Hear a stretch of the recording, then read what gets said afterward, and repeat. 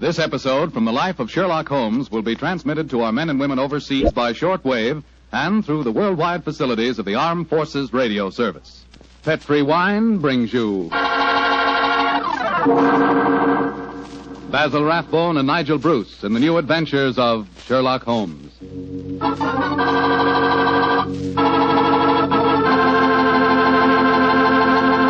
The Petri family, the family that took time to bring you good wine, invite you to listen to Dr. Watson tell about another exciting adventure he shared with his old friend, that master detective Sherlock Holmes. I suppose your dinner is well over by now, so now's the perfect time to get out a bottle of that swell Petri California port.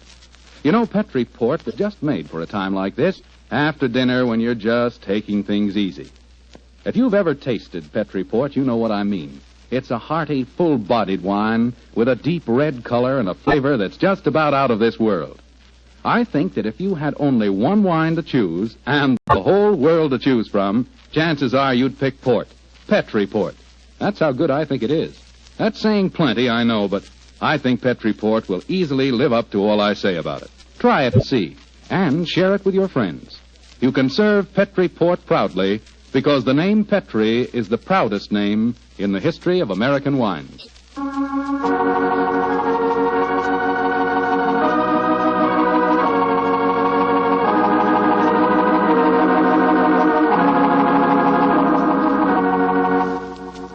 And now let's visit our old friend, Dr. Watson. I'm out here on the patio, Mr. Foreman. Come on out and join me. Admiring the sunset, eh, Doctor? Yes, my boy. It's a particularly beautiful one. Where are the puppies this evening? Asleep on a favorite tweed coat of mine that's just come back from the cleaners.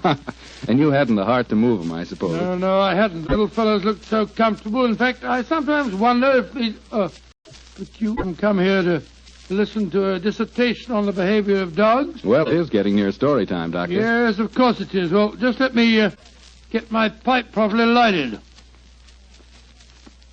That's it. The story I'm going to tell you tonight began in 1909. I received a telegram from my old friend telling me that he was leaving his Sussex bee farm and coming to London for a few days. I hadn't seen the great man for several months, so naturally I went to Victoria Station to meet him. As the train drew to a stop, the door of a first-class carriage swung open and Sherlock Holmes, hand outstretched, jumped down onto the platform to greet me. Watson, my dear fellow, how are you? Oh, Holmes, my dear fellow, it's good to see you again. I've missed you. And are you, old chap? Carry your bag, sir? Yes, Porter, and get us a hansom cab, will you? Right, you are, Governor. I wish I'd got a spare room for you. Don't worry, Watson. I shall be very comfortable at the Diogenes Club. By the way, I trust you're free this evening. Yes, naturally. What are your plans? I thought we'd go to the theatre. The theatre? Oh, what play do you want to see? Oh, I thought we'd go to the Savoy Theatre and see the Sherlock Holmes play. I hear it's enormously successful. Yes, I know it is, but I've avoided it. I'm told that Sir Claude Horton takes great liberties with your character, and as for the actor portraying me, my friends tell me it's a travesty. He makes me nothing but a bumbling old fool. Therefore, a visit to the play might be a salutary experience for both of us. In any case, my trip to London is in response to an urgent telegram from Sir Claude himself. Seems to need my help rather badly. Oh, what's his trouble? Well, he wasn't specific in his telegram. He suggested, however, that we attend tonight's performance and discuss the matter with him afterwards. I see. Well, I suppose if you can sit through it, I can. Of course you can, old fellow. In any case, you yourself are partly responsible for the play's existence. How do you mean, Holmes? Oh, those sensational stories you wrote of my modest problems, I should have seen where they would eventually lead to. In time, no doubt, we shall be portrayed on the cinematograph as well. Nonsense, Holmes. That newfangled thing's only a toy. I think not, Watson. We're on the edge of a strange new mechanical world. In fact, I begin to feel a certain concern about the rumored developments in wireless telegraphy. But enough of these predictions. Here comes our porter with a cab. We'll tell the driver to take us straight to the Savoy Theatre.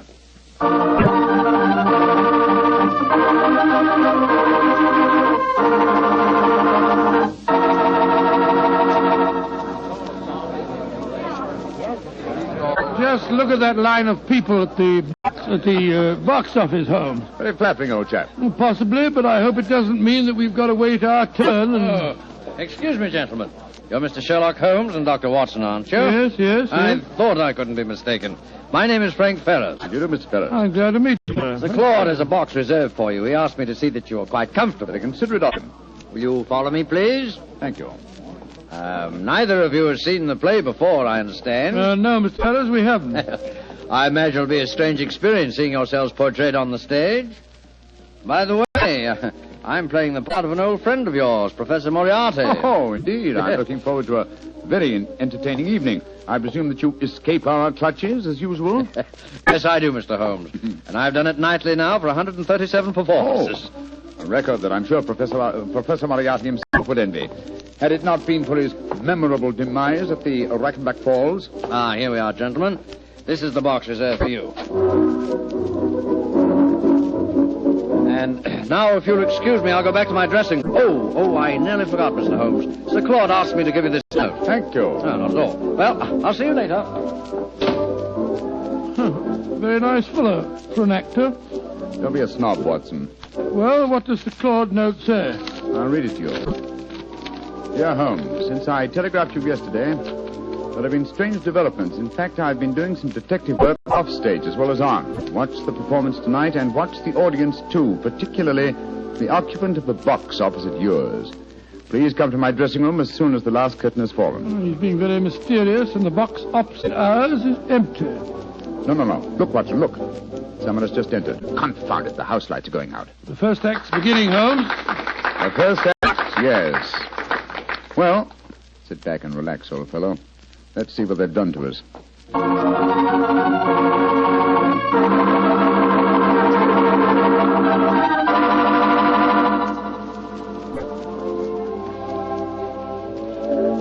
Well, what did you think of the first act, Holmes? Huh?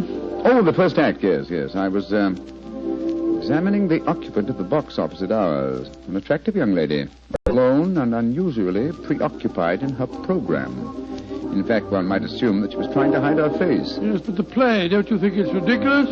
Just imagine a crown jewel being stolen from the Tower of London. Why not? It's been attempted many times. Anyhow, you must admit that the actor who's portraying me behaves like a blithering idiot. And Sir Claude's interpretation of you is pretty far-fetched. Far-fetched, but flattering, Watson. What poise, what suavity, and what a voice. I find myself thoroughly entertained. You're a strange chap, Holmes. No accounting for your tastes. Look, Watson, look. The back of the box over there. Good Lord, I could have sworn a man dodged behind the curtains. I don't think the girl saw him, though. Looked like a foreigner. I think as the young lady's alone, we'll take the liberty of joining her. Oh, dash it, there go the lights again. The second act's starting now. And sit down, old fellow. We don't want to attract attention. We'll join her during the next intermission.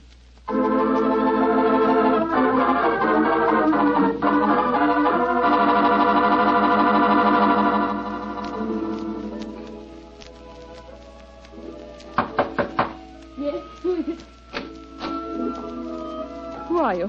What do you want with me? My name is Sherlock Holmes, and this is my colleague, Dr. Watson. How do you do, young lady? I hope you'll forgive this intrusion, but Sir Claude requested that I keep an eye on you during the play tonight. Please come in and sit down, won't you? Thank you. Oh, this is very kind of you. You must forgive my abruptness just now. When I've just been watching Sherlock Holmes and Dr. Watson being impersonated on the stage, it's rather startling to have the real couple walk into my bar. Yes, I quite understand. By the way, just before the curtain went up on the second act, I thought I noticed a man come into the back of this box and then disappear again. Were you aware of his presence? No, I didn't see him. But I know who it is. He's been following me for weeks now. Perhaps you'd like to tell us about it, Miss... Henshaw. Alicia Henshaw. Yes, I would. As a matter of fact, that's why I'm here tonight. Sir Claude Horton's an old friend of my father's. I went to ask his advice.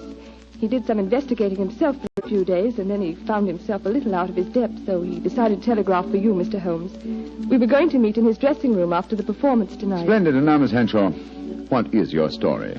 It's a strange one, Mr. Holmes, though I didn't realize just how strange until I first saw this play a few nights ago. You see, my story concerns a stolen ruby. Good Lord, and tonight's play revolves around the same thing. Exactly. I might as well tell you how it all started. My brother's an officer of the British Army stationed in Egypt. Early this year, he saved the life of a very important native personage in some uprising in Cairo and was rewarded with a magnificent ruby. This jewel he sent to my Uncle Timothy and me.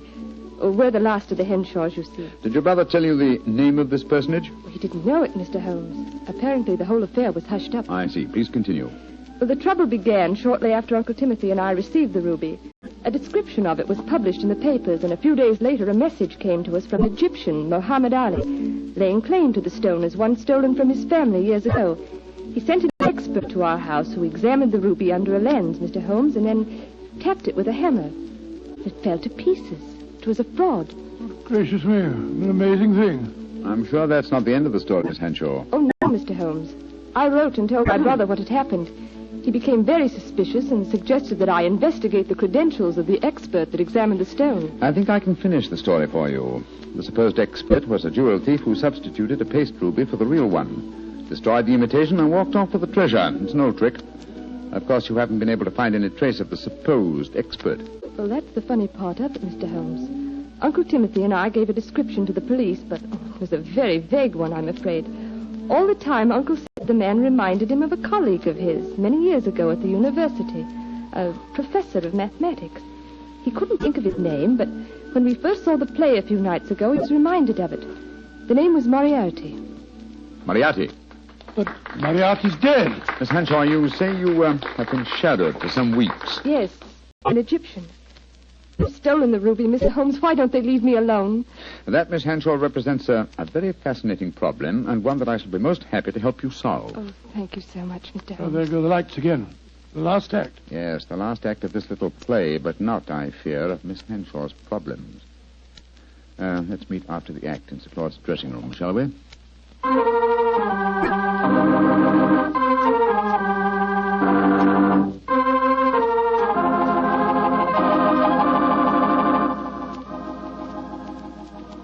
Well, Holmes, how did you enjoy the play? Very much, Sir Claude. May I introduce my old friend, Dr. Watson? How do you do, Sir Claude? How are you, Doctor? I see you've already made the acquaintance of Miss Henshaw. She, no doubt, has told you her troubles, eh? Yes, Sir Claude. And Mr. Holmes has promised to help me. Splendid. Tell me, Watson, how did you like the play? It was very interesting, Sir Claude. Not quite accurate, of course. Well, you have to allow us a little dramatic license, you know. What did you think of Rodney, the man who was betraying you, Doctor? Well, since you mention it, I think the fellow needs to study diction. He mumbles so much I couldn't understand a word he said. Oh, come now, old fellow. I think there are times when you're a little hard to understand yourself. Oh, rubbish. Sir Claude, I hope you'll meet us at the Diogenes Club, and then we can go out and have some supper. Excellent idea. I'll join you there after I've taken off my makeup. Splendid. I think I should be going home now, Sir Claude. I gave my address to Mr. Holmes so he knows where to get in touch with me. Very well, Miss Henshaw, and don't worry. I shall give your problem my undivided attention. I'll take you to your cab, my dear. Oh, there's no need to, Sir Claude. Nonsense, I insist. Goodbye. I'll be back in a moment. Right, Miss Henshaw? Good night, good night. Strange business, Holmes. What do you make of it all? Very little as yet, but it's a fascinating problem. Sir Claude really seems to have identified himself with the character of Sherlock Holmes. He gave me the impression that he feels quite capable of solving the case by himself. Oh, hello. Claude hasn't left, has he? Oh, no, Mr. Ferris. He's coming back in a moment. Oh. How'd you like the play, gentlemen? Very much. Your own performance as Moriarty was most convincing. Yes, indeed, sir. Congratulations. A couple of times there, I had a strange feeling that you really were Moriarty. Well, that's very flattering, Doctor. Oh, hello. Well, it sounds as if there's some trouble at the stage door. Hey, excuse me. Come on, Watson, let's follow him. Right. Hello, it's Sir Claude. He seems upset about something. Yes. What's happened, Sir Claude? Oh, there you are, Holmes. I just seen Miss Henshaw off in her cab when a foreign-looking fellow came out of a doorway and got into another cab. I heard him tell the driver to follow her. I tried to stop him, but he got away. Must be the same man that we saw in her box during the play. Sir Claude, we have her address. I think we'll drive there at once and see that she's arrived safely. We'll join you later at the Diogenes Club.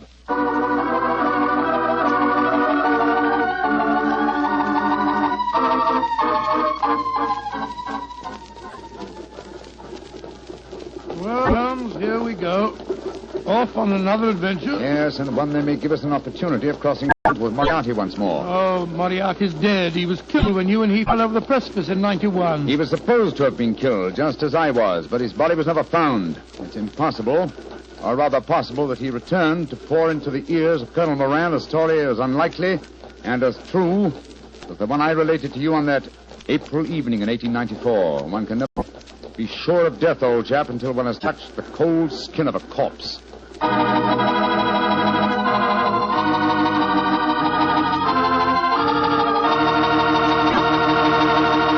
Dr. Watson's story will continue in just a few seconds. Hardly time for me to tell you about a really great Petri wine.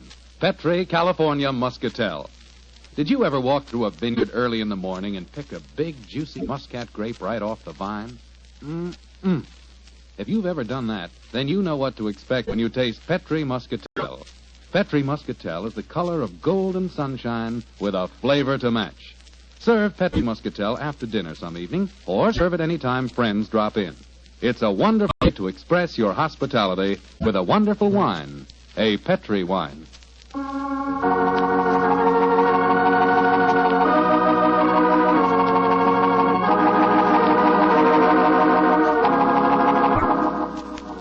And now back to tonight's new Sherlock Holmes adventure.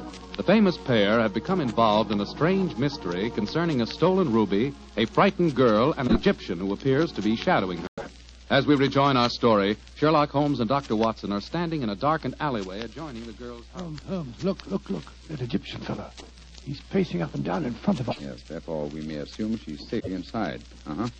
Seems to be giving up. He's coming this way. Flatten yourself against the wall. Good evening, sir. Good evening. Who are you, please? We are friends of Miss Hanshaw, and we're very curious to know why you've been following her. I'm sorry that I cannot answer your question, sir. Now, look here, my man. You're talking to Mr. Sherlock Holmes. You are Mr. Sherlock Holmes? I'm greatly honored to meet you, sir. All my life I have known of you. All my life I have admired you. Then in that case, perhaps you'll answer my questions. Why have you been following Miss Hanshaw? Because it is my duty. What do you mean, your duty?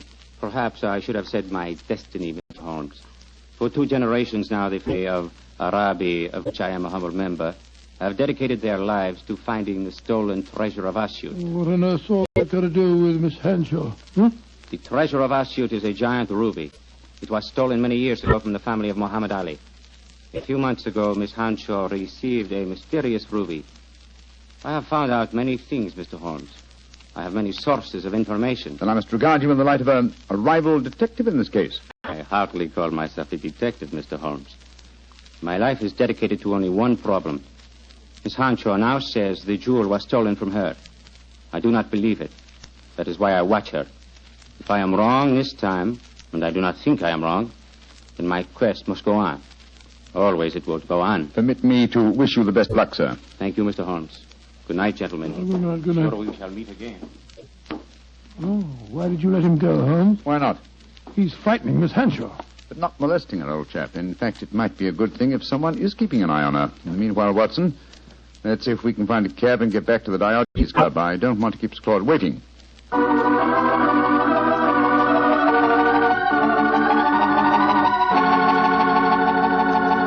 Cora, has Claude Horton arrived yet? Yes, Mr. Holmes. He and another gentleman came in about 5 minutes ago. They went up to the library. The other gentleman has just left. I see. Thank you. This way, Watson.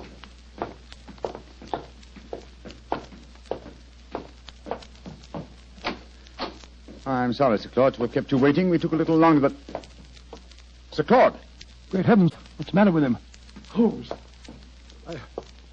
I found the answer. Too late. It's... No, sir. Don't try and stand up. You're ill. What are you trying to tell me? The ruby. Moriarty. The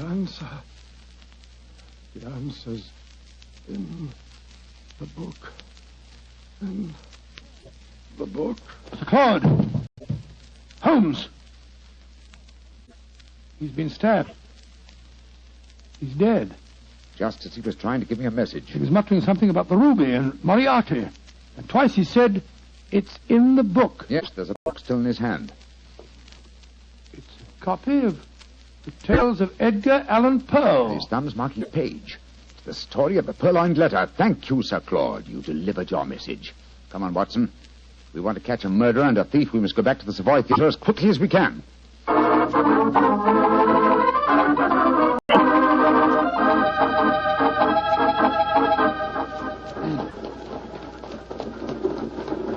Why do you suppose Sir Claude was murdered? Because I was too curious.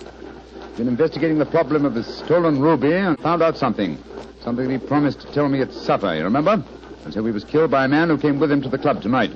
Fortunately, he gave me a clue by indicating Poe's story of a purloined letter. But I still don't see how that helps you. Well, it leads us to the ruby. The premise of Poe's story is that the most obvious hiding place is the safest. Now, what physical object was most prominent on the stage in tonight's play? By Jove. A ruby. Exactly. How better can you hide a stolen ruby than by exhibiting it night after night as a stolen ruby before the eyes of thousands? Well, you mean you expect to find it in the property room backstage? Precisely. That and a murderer. Wait for us, Kelly. Come on, Watson. You have your revolver, old chap? Yes, I do. Well, keep it handy. Our visit may not be unexpected. Unlocked. That's good. Come on. Look, Holmes, look. The doorkeeper. He's slumped over his desk. He's been given chloroform. We'll take the liberty of borrowing his lantern. It's an eerie atmosphere about a dark and empty theater, isn't there, Holmes?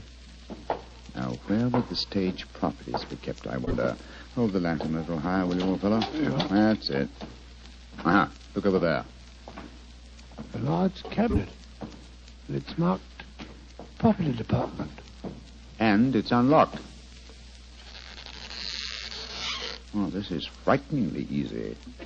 Let's look out for a trap. Now, let's see. Look.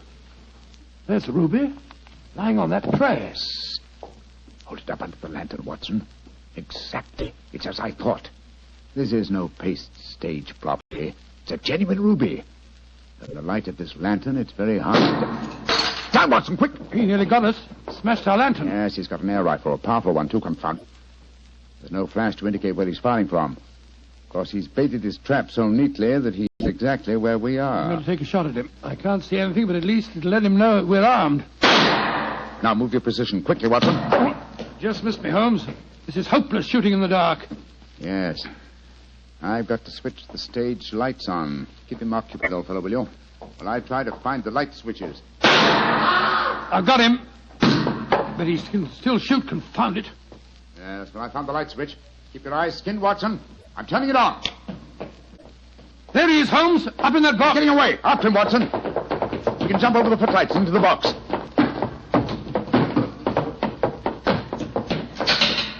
I'm afraid the bird has flown, Watson. I should have remembered that theater exit doors always open from the inside. No, he didn't get away, Holmes. Look on the floor there. It's that Egyptian fellow. I hope you haven't wounded him too badly, No, old I don't chap. care if I have. He was trying to kill us. No, it's only a shoulder wound. He's fainted, infernal scoundrel. No, he's a very gallant man. Undoubtedly, he was trying to save us as you shot him just now. Holmes, what on earth are you talking about? Obviously, he's Moriarty. No, Watson, Moriarty just escaped through the door you heard clang a few moments ago. Then what's this man doing here? As a fellow detective, undoubtedly he followed us. Perhaps he preceded us. When Moriarty started shooting, this man tried to capture him and got wounded by you for his pains. Then who is Moriarty? He must be someone connected with this theater. It's obvious. Moriarty is Moriarty. What? You mean Frank Ferrers, the fellow that played the part on the stage? Again, remember Poe's story of a purloined letter. But why didn't you recognize him? Oh, remember, I haven't seen him for 20 years, and you haven't forgotten his genius for disguise, have you? What incredible audacity. How better could Moriarty conceal himself than by announcing nightly to the theater-going public that he was Professor Moriarty? Then he killed Sir Claude. Of course he did.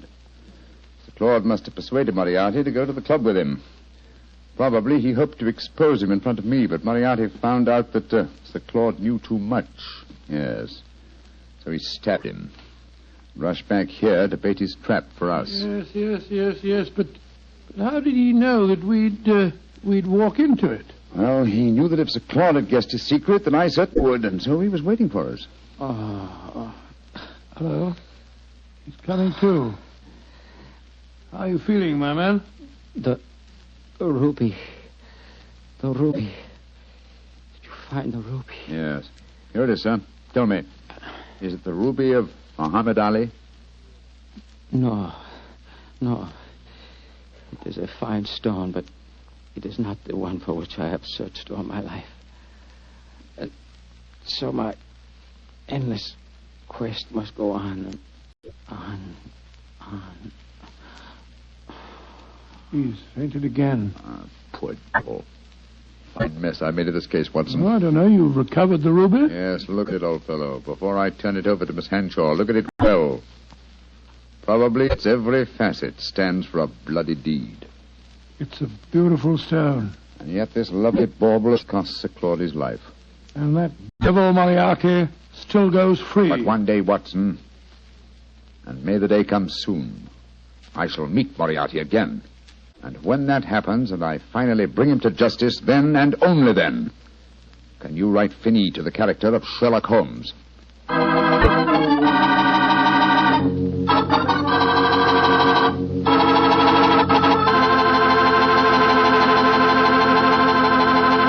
Well, Doctor, that was kind of an exciting story. Tell me, did the Egyptian recover from his bullet wound? Yes, indeed he did, and rather quickly, too, Mr. Foreman. I felt very badly about shooting him, but of course I couldn't help it. Of course not. But you know, if I had to shoot someone accidentally, I wish it could have been the actor who portrayed me on the stage.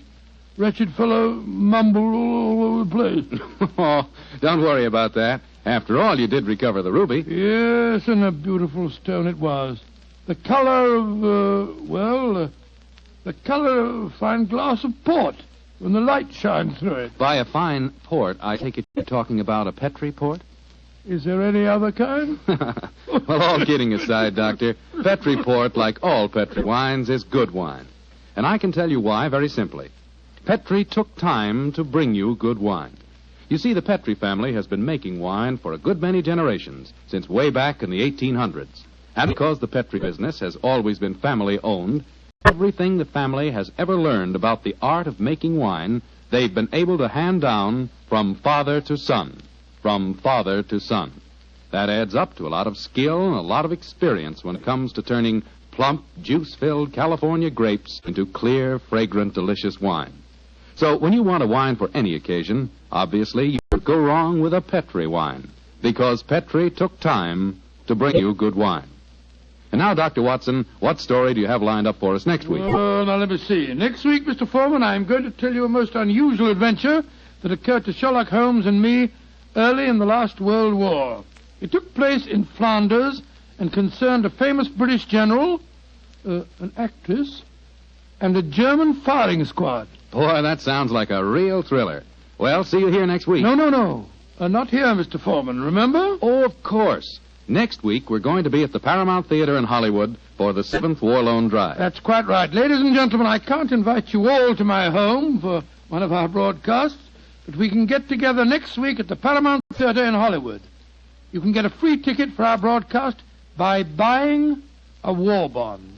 And I sincerely hope that you will do this, so that we can see you next week at this time.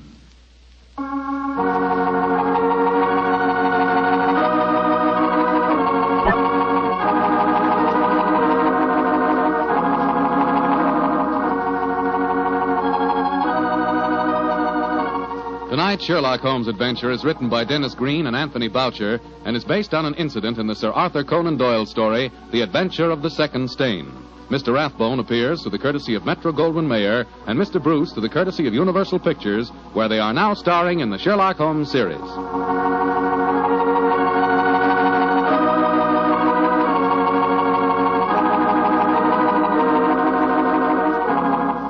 The Petri Wine Company of San Francisco, California, invites you to tune in again next week, same time, same station.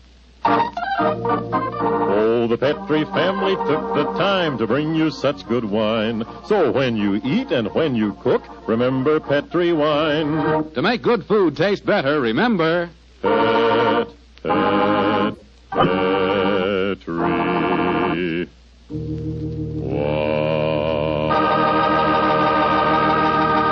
This is Bill Foreman saying goodnight for the Petri family. Sherlock Holmes comes to you from our Hollywood studios. This is the Mutual Broadcasting System.